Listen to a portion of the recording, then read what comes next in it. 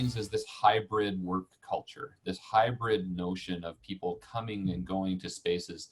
I think historically, a lot of the home working kind of concepts were reactions from employers for various reasons, right? I think in some industries it was becoming very popular, so it was an employee retention concept.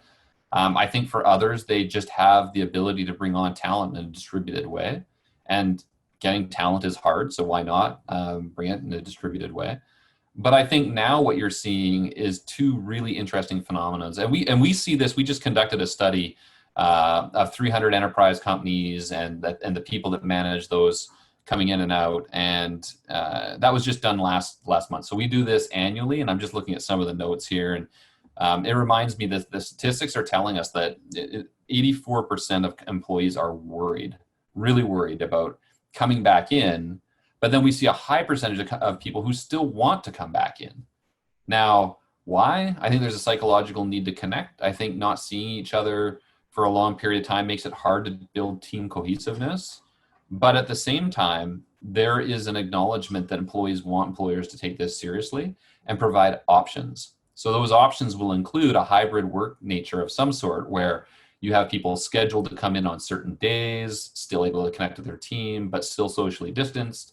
And you want to mitigate taking entire functions out of the company. That's an example of something that I think that's here to stay for at least the near term.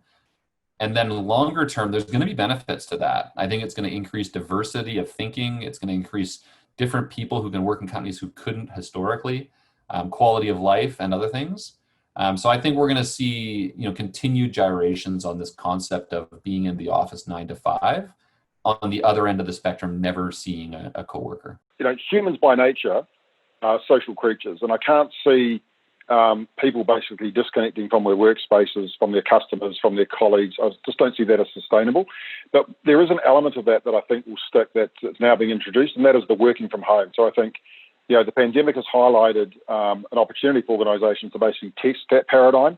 So I think working from home will stay in certain industries. I don't think working from home 5 days a week will stay. I think our own organisation, for example, we had everybody working from home for several months. And we've already adopted a policy where people will be able to work from home for 2 days a week. And I think that will become pretty much the norm in a lot of industries that can sustain that and it meets their working operational needs. The other thing that I think will stay will be soft biological screening. So as I said before, elevated body temperature is a little bit more invasive and it's really costly to do. Cameras are sitting there around between 8 and 12,000 US.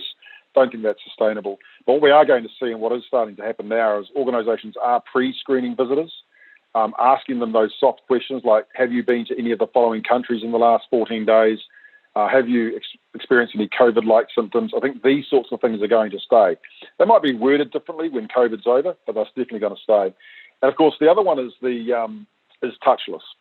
So the paradigm or the transformative shift in our industry has been the rapid adoption of touchless, not just in access control and visitor management, but also in contractor presence and employee attendance.